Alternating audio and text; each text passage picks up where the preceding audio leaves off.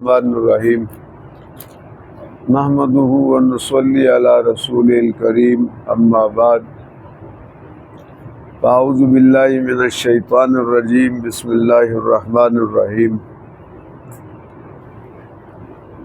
قل یا ایہا الناس انی رسول اللہ الیکم جمیعا۔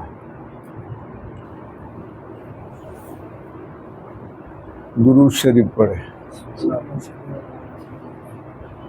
اللہم صلی علی محمد وعلی آل محمد کما صلیت علی ابراہیم وعلی آل ابراہیم انک حمید مجید۔ اللہم بارک علی محمد وعلی آل محمد کما بارکت علی ابراہیم وعلی آل ابراہیم انک حمید مجید۔ گزشتہ درس میں اہل اسلام کا عقیدہ بیان ہوا تھا۔ آج کے درس میں مرزائیوں کا عقیدہ بیان کرتے ہیں، اور ہم مرزائیت کو اس لیے کسی بھی صورت میں برداشت نہیں کریں گے کہ انہوں نے ہمارے گریبانوں میں ہاتھ ڈالا ہے۔ تو جب ایک آدمی آپ کے گریبان میں ہاتھ ڈالے تو پھر آپ کیا کریں گے؟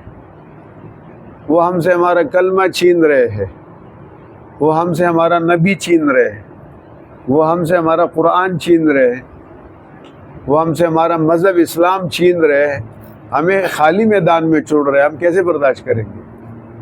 چنانچہ میں قادیانیوں کو بھی یہ درخواست کرتا ہوں کہ اللہ کے بندو،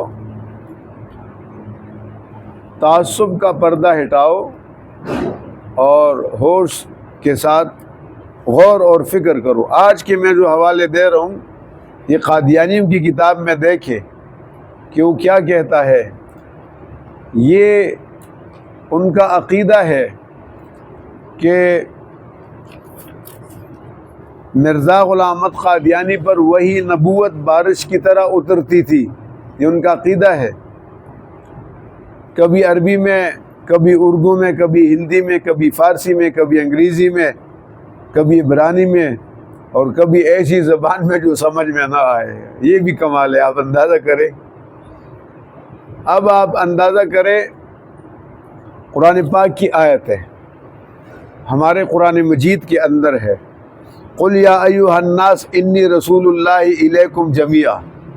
حضرت صلی اللہ علیہ وسلم کو اللہ تعالیٰ نے ارشاد فرمایا کہ آپ ان لوگوں سے کہہ دو، یا ایھا الناس، اے لوگو، انی رسول اللہ الیکم جمیعا، کہ میں تم سب کی طرف اللہ کا بھیجا ہوا پیغمبر ہوں۔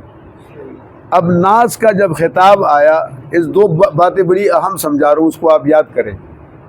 ناس میں یہودی، عیسائی، ہندو، ساری دنیا کے سارے لوگ مراد ہیں، اور رسول اللہ صلی اللہ علیہ وسلم کے ختم نبوت کے حوالے سے قرآن کی جو 100 آیتیں ہیں ان میں ایک آیت یہ بھی ہے کہ اس میں اللہ نے رسول اللہ کو حکم دیا کہ آپ اعلان کرو، یا ایھا الناس، اے لوگو، انی رسول اللہ الیکم جمیعا، میں تم سب کی طرف اللہ تعالیٰ کا بھیجا ہوا پیغمبر ہوں۔ قیامت کی صبح تک میری نبوت اور رسالت رہے گی۔ اب 1400 سال پوری اسلامی تاریخ اور قرآن مجید کی تمام تفسیروں کو آپ دیکھیں، تمام مفسرین نے یہی مطلب لیا ہے کہ اس سے جناب محمد رسول اللہ جو مکہ مکرمہ میں پیدا ہوئے، تشریف لائے، مدینہ منورہ میں وفات پا گئے، والد کا نام عبداللہ، دادا کا نام عبد المطلب، والدہ ماجدہ کا نام حضرت آمنہ، وہی مراد ہے۔ اب میں قادیانیوں سے خطاب کرتا ہوں کہ یہ قادیانیوں کی کتاب مجموعہ اشتہارات، اس کا جلد نمبر 3 صفحہ 270 پر، جلد نمبر 3 صفحہ 270 پر، کتاب کا نام مجموعہ اشتہارات، وہاں لکھا ہے، یہ آیت لکھی ہوئی ہے، قل یا ایھا الناس انی رسول اللہ الیکم جمیعا، وہاں لکھی ہوئی ہے کہ اس میں مرزا قادیانی کو خطاب ہے کہ آپ اعلان کرو اور آپ لوگوں سے کہہ دو کہ میں تم سب کی طرف اللہ کا پیغمبر ہوں۔ تو آپ مجھے بتائیں، اگر کسی کا کوئی پلاٹ ہو، اس کا ذاتی ہو، اس کے نام پہ رجسٹرڈ ہو، کسی کی کوئی گاڑی ہے اس کے نام پہ ہے، کسی کی کوئی دکان ہے، اور کوئی آ کر وہ پلاٹ لینا چاہے، دکان لینا چاہے، گاڑی لینا چاہے تو کوئی دے دے گا؟ کوئی برداشت کرے گا؟ مجھ سے میرا قرآن چھینا جا رہا ہے. قل یا ایھا الناس انی رسول اللہ الیکم جمیعا، یہ آیت جناب محمد رسول اللہ کے بارے میں ہے کہ حضرت صلی اللہ علیہ وسلم پوری انسانیت کے لیے اللہ تعالیٰ کے آخری نبی بنا کر بھیجے گئے. اور یہ ظالم اور بدبخت لوگ کہتے ہیں اس سے مراد قادیانی ہے. یہ ایک بات. دوسری بات، قرآن پاک کی ایک اور آیت ہے، قل انما انا بشر مثلکم یوحی الی انما الہکم الہ واحد. فرمایا آپ کہہ دو کہ میں تمہاری طرح انسان ہوں، لیکن میں اللہ کے فضل سے فرد کامل ہوں. انسانوں میں خطا کی گنجائش ہے، نبی کے لیے کوئی نہیں ہے. نبی معصوم عن الخطا ہوتے ہیں، پاک ہوتے ہیں، صاف ستھرے ہوتے ہیں. اللہ نے حضور کو فرمایا کہ ان سے کہو، مکہ والوں سے، وہ کہتے تھے اگر یہ نبی ہے تو کھانا کھاتے ہیں.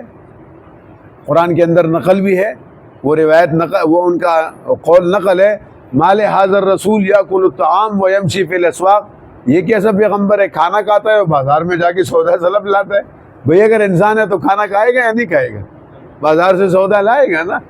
تو فرمایا آپ ان سے کہہ دو انما انا بشر مثلکم، میں تمہاری طرح انسان ہوں. یوحی الی، ہاں مجھے وحی کی جاتی ہے، تمہیں نہیں، مجھے وحی کی جاتی ہے. میرے پاس فرشتہ آتا ہے، میرے پاس جبریل آتا ہے، اور اس وحی کا پہلا بنیادی اعلان یہ ہے انما الہکم الہ واحد، کہ تمہارے معبود ایک اللہ ہے. اب یہ آیت بھی مرزا قادیانی کے پیروکاروں سے میں کہتا ہوں، وہ دیکھے کتاب کا نام یاد کرے، حقیقت الوحی، صفحہ نمبر 81 اور 82، یہ ایک کتاب. اور دوسری ہے روحانی خزائن، روحانی خزائن کے جلد نمبر 22 صفحہ نمبر 84 پر یہ آیت انہوں نے لکھی ہے، اور اس میں کہا ہے کہ یہ مرزا قادیانی مراد ہے. یہ کتنا بڑا تحریف ہے قرآن میں. یہ میرے حبیب پاک نبی پاک صلی اللہ علیہ وسلم کے بارے میں آیت ہے، ہم کبھی برداشت نہیں کریں گے کہ کسی غیر کے بارے میں یہ ہو. یہ تحریف ہے. مجھ سے میرا قرآن چھینا جا رہا ہے، میں کیسے خاموش رہ سکتا ہوں؟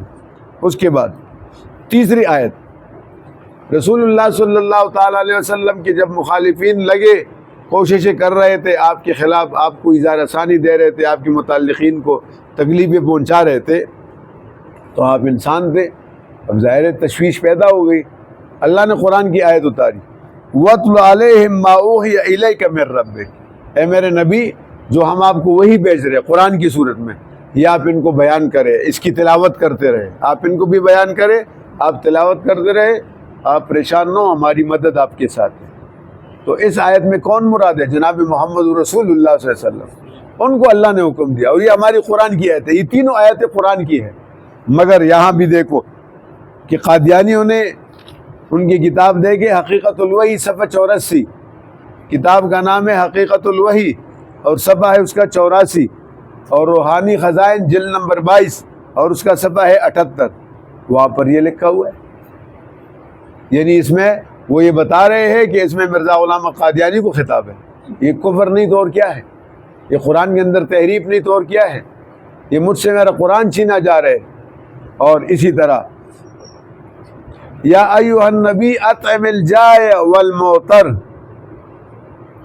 اے نبی بھوکے کو اور پریشان حال مجبور کو کھلاؤ.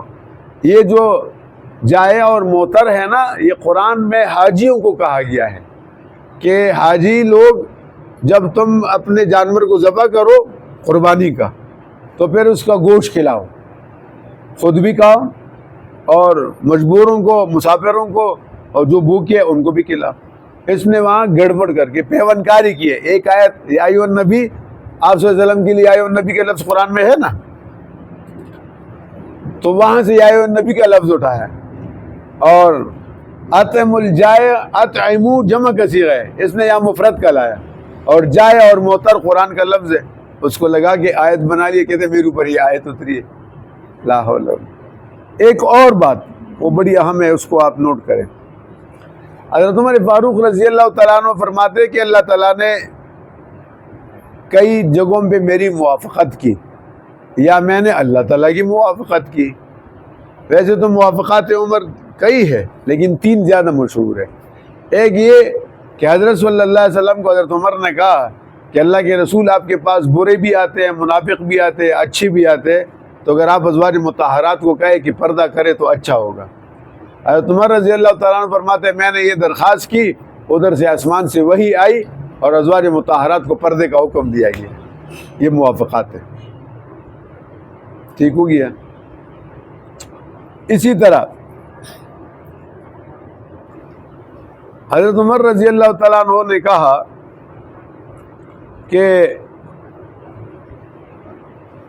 حضور گھر میں تشریف فرماتے تو ازواج مطہرات نے مطالبہ کیا کہ بھئی اتنے مہینے ہو گئے ہمارے گھر میں کھانے کا کچھ نہیں، کچھ تو ہمیں بھی لا کے دے دے۔ آپ نے فرمایا جب اللہ کی طرف سے آئے گا تو پھر دے دیں گے، اب تو کوئی نظم نہیں ہے۔ تو ظاہر ہے وہ بھی انسان تھے، تو وہ آپ صلی اللہ علیہ وسلم کو تنگ کرنے لگے کہ نہیں اتنا عرصہ ہو گیا ہے، جیسے خواتین کی عادت ہوتی ہے کپڑے دیکھو اور کھانے کا نظم نہیں ہے، اور گھر میں وہ چیز خراب ہے اس کو ٹھیک کرنا ہے، جیسے نظام ہوتا ہے۔ تو حضرت عمر رضی اللہ تعالیٰ عنہ گھر تشریف لائے تو آپ صلی اللہ علیہ وسلم نے غالباً حضرت عمر سے کہا یہ دیکھو یہ راشن مانگ رہی ہے، کھانا مانگ رہی ہے، یہ چیزیں مانگ رہی ہے۔ وہ سارے ادھر بیٹھی تھی، تو حضرت عمر رضی اللہ تعالیٰ عنہ نے کہا کہ تم اللہ کے رسول کو تنگ نہ کرو، ورنہ اللہ تعالیٰ تمہاری جگہ دوسرے ازواج حضور کو دے دیں گے۔ تو اماں جان ایک تھی حضور کے ازواج مطہرات میں، انہوں نے حضرت عمر سے کہا حضور کافی نہیں ہمیں واعظ و نصیحت کے لیے، آپ ہمیں واعظ و نصیحت کر رہے۔ حضرت عمر رضی اللہ عنہ فرماتے ہیں میں نے یہ بات کی اور ادھر سے اللہ نے قرآن کی آیتیں اتاری اور کہا کہ خبردار اگر اللہ چاہے تو اور ازواج دے دے اور تمہیں فارغ کر دے۔ حضرت عمر کی تائید میں دو باتیں ہو گئی۔ تیسری بات، حضرت عمر رضی اللہ تعالیٰ عنہ نے کہا کہ اللہ کے رسول میرا دل چاہ رہا ہے کہ یہ جو آپ نماز پڑھاتے ہیں تو اللہ تعالیٰ آپ سب کو لے جائے کعبہ شریف، یہ جو جانب ہے نا قبلے کا، تو بیت اللہ کا وہ حصہ جس میں دروازہ لگا ہے وہ ہمارا قبلہ ہے، اور اس دروازے سے پہلے ذرا فاصلے پر مقام ابراہیم ہے، وہ ایک جال کے اندر وہ پتھر ہے جس پہ ابراہیم علیہ السلام نے کھڑے ہو کر بیت اللہ کی تعمیر کی اور ان کے قدم کے نشان پتھر میں پڑے ہیں، اور ہمارے جاہل لوگ جا کر چومتے ہیں، کوئی دوپٹے مارتے ہیں، پتہ نہیں کوئی کیا کرتے ہیں۔ تو حضرت عمر رضی اللہ تعالیٰ عنہ فرماتے کہ میرے دل میں آیا تو میں نے حضور سے درخواست کی حضرت اگر ایسا ہو جائے کہ آپ مقام ابراہیم سے اس طرف کھڑے ہو تو مقام ابراہیم بھی سامنے ہو، بیت اللہ بھی سامنے، اور آپ نماز پڑھائے۔ کہتے میں نے یہ درخواست کی اور قرآن کی آیت اتری وَاتَّخَذُوا مِن مَقَامِ إِبْرَاهِيمَ مُصَلًّى، مقام ابراہیم سے اس طرف کھڑے ہو کر نماز پڑھا کر۔ یہ میں نے تمنا کی اور ذکر کیا۔ اب اصل بات کیا، اب یہ قرآن کی آیت ہے، حضرت عمر کی تمنا پر، ان کی درخواست پر اللہ نے آیت اتاری۔ یہ جو قادیانی ہے اگر میں ان کو بدماش کہوں تو وہ ناراض نہ ہو جائے، اس لیے کہ بدماش سے بڑھ کر یہ لوگ ہیں کہ اتنی بڑی زیادتی کر رہے۔ یہ دیکھو حقیقت الوحی صفحہ 88 پر اور روحانی خزائن جلد نمبر 22 صفحہ 91 پر یہ آیت لکھی ہے، اور اس کے اندر مزید جوڑا ایک اضافہ جملہ بھی ساتھ لگایا ہے، وہ اس کو بھی آپ سنیں۔ فَاتَّخِذُوا مِن مَقَامِ إِبْرَاهِيمَ مُصَلًّى، یہ تو قرآن کی آیت اٹھا لی وہاں لگا دیا۔ دوسرا کام کیا، إِنَّا أَنزَلْنَاهُ قَرِيبًا مِنَ الْقَادِيَانِ، ہم نے اس قرآن کو قادیان کے قریب اتارا۔ آپ بتاؤ کتنا بڑا جو ہے تحریف ہے، کتنی بڑی غلطی ہے۔ قرآن مکہ مکرمہ میں، مدینہ منورہ میں، راستے میں جہاں جہاں حضور گئے وہاں اترا، یہاں تو کوئی نہیں آئے تشریف لائے، تو کتنا بڑی تحریف ہے یہ ہم سے قرآن چھین رہے، یہ جھوٹ ہے۔ قادیان کے در قادیان کا کوئی تذکرہ بھی نہیں، نام و نشان بھی نہیں۔ تو یہ میں ان سے کہتا ہوں کہ اللہ کے بندو اتنا بڑا ظلم وہ کر رہے ہیں اور آپ دیکھتے نہیں۔ آپ اپنی کتابوں میں دیکھو 1400 سال سے قرآن پاک کے اندر یہ آیت ہے جو میں نے آیتیں بتا دی، اور وہ آپ کہہ رہے کہ قادیانی کے لیے اور قادیانی پر نازل ہوئی، کون سی کتاب میں نازل ہوئی؟ اور پھر آپ کا یہ کہنا ہے کہ قادیان کے پاس قریب قرآن اترا، اور کتنا بڑا ظلم ہے اور کتنی بڑی تحریف ہے۔ تو بہرحال یہ ہمارے اور ان کے عقیدے میں یہ فرق ہے۔ اللہ تعالی ہمیں محفوظ فرمائے، اور جو قادیانی اللہ ان کو بھی ہدایت دے، اور میرے سچے پیغمبر محمد ربی صلی اللہ علیہ وسلم کے سچے غلام بنا دے۔ اللہم صلی وسلم بارک علی سیدنا مولانا لا الہ الا اللہ۔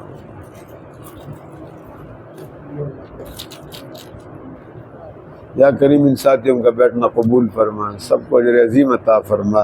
پریشانیاں دور فرما، گناہوں کو معاف فرما، خطاؤں کو معاف فرما، رزق حلال نصیب فرما، اولاد کی خوشیاں نصیب فرما، ان میں جو بیمار ہے یا کریم انہیں صحت عطا فرما، گھروں میں جو بیمار ہے ان کو بھی صحت عطا فرما، جن کے جو حاجات ہے سب کو پوری فرما، غیب سے مدد فرما اور دستگیری فرما، صلی اللہ علیہ وسلم۔